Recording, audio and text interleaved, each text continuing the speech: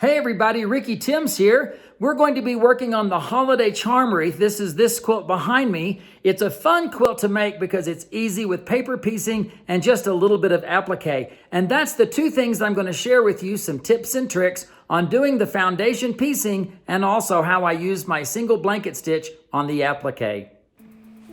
At home, I don't have a luxury of a copy machine. So I take a piece of paper and I put dots at all of the critical spots. And then I just use my ruler to connect the dots. And once I've connected all of the dots, I've got my braid and I can cut out the entire blade and get ready to paper piece.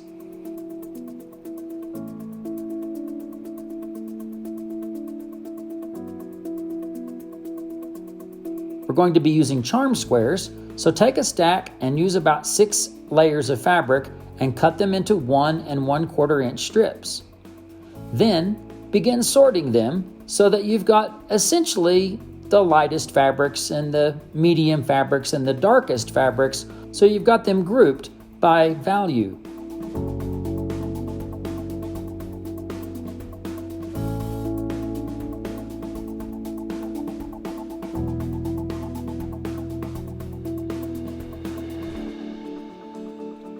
Now, the reason we're doing this is because if you'll notice, the lighter fabrics are towards the center of the wreath and the darker fabrics go towards the outside. That's not a hard rule. I like to use a little bit of glue stick to hold the first fabric in place. On the wrong side of the fabric is the glue, and put it to the non-printed side of your paper piecing.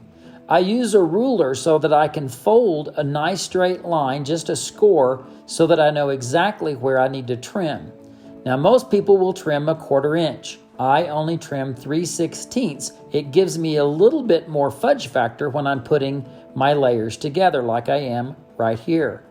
Align the second strip right sides together, and I'm only going to stitch to the line and back stitch. And that's what I've done with a back stitch. Flip it over and finger press. And now you're ready to flip the paper back and use the ruler again to use a little crease. And then crease it and trim. Again, I like to use 3/16. Place the next fabric right sides together with your work. Stitch to the line and back stitch.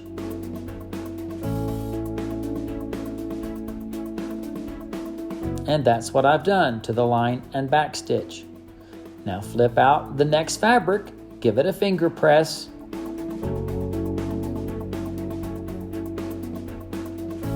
And you're just simply going to continue this same process all along the way until you have all the pieces sewn on.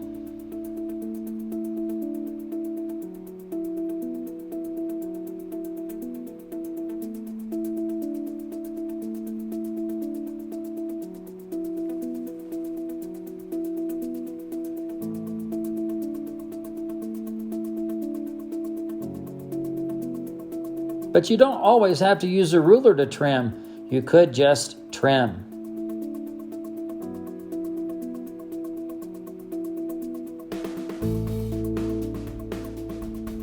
Inevitably, you're going to make a mistake. Here, I've got my red fabric on upside down and it's not even the right size. So take a piece of cellophane tape, put it on the paper so you've covered up the stitching. Now, when you perforate the paper and remove the piecing, you're not destroying your paper. Look at that. The paper's all together. Now all I need to do is pick out the seam.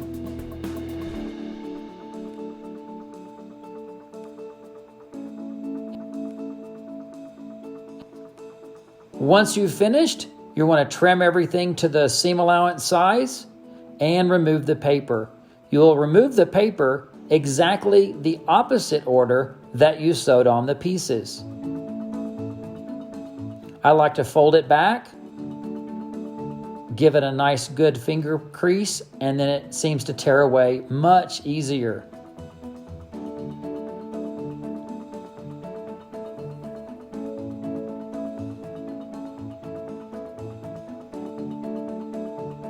and just pop that last one out.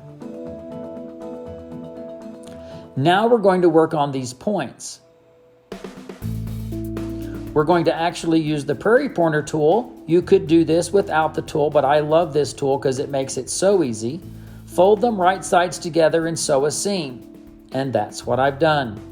Now, I'm going to take this, use the prairie pointer tool inside the point.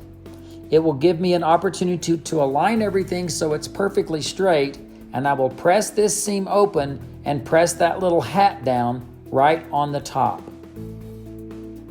Now it's time to flip it to the right side. Put the tool in so that it'll have a nice sharp point. And once again, I'm going to go press, make sure the lines are lined up. And then after I've pressed it and removed the tool, look how lovely that is.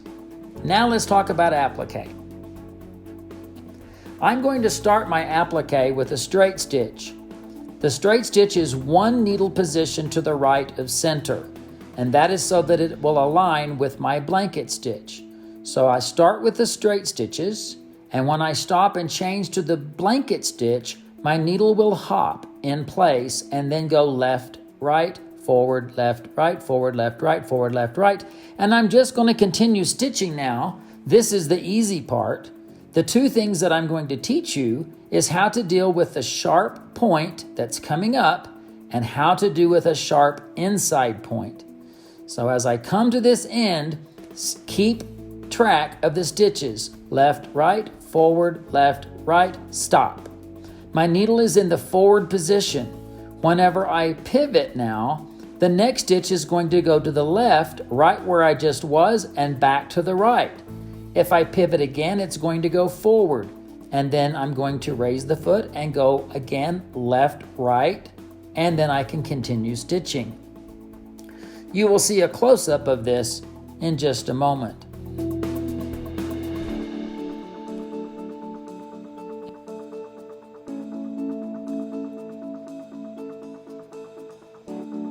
All right, now we come to the inside point. This has a special little trick that the outside point doesn't have. Left, right, forward, left, right. That's where it stopped. I'm going to raise the presser foot and pivot, but I'm also going to reset my stitch by touching the screen. And then hop, left, right. By resetting the stitch, it goes back to a hop. So I've pivoted, I've reset the stitch, hop, left, right. So 3 stitches came out of one hole. And I'll show you this again in a close-up in just a moment.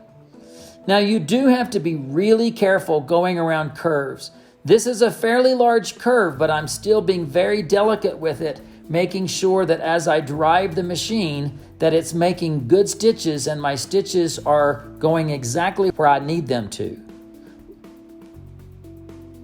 And here we go, stop, again, raise the foot.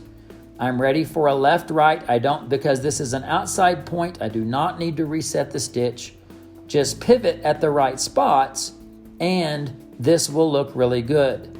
Now, because this is a really tight curve right here, you're going to see me reaching up to lift that presser foot at almost every stitch. I never make a pivot when the needle is in the left position. I only make a pivot when the needle is in the background fabric.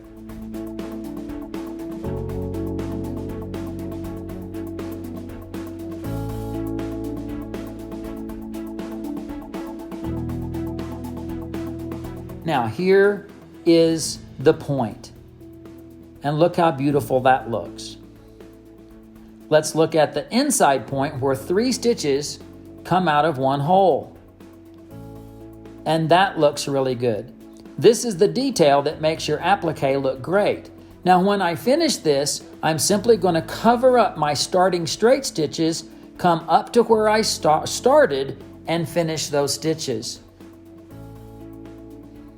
I hope you have as much fun making your holiday charm wreath as I had designing it for you.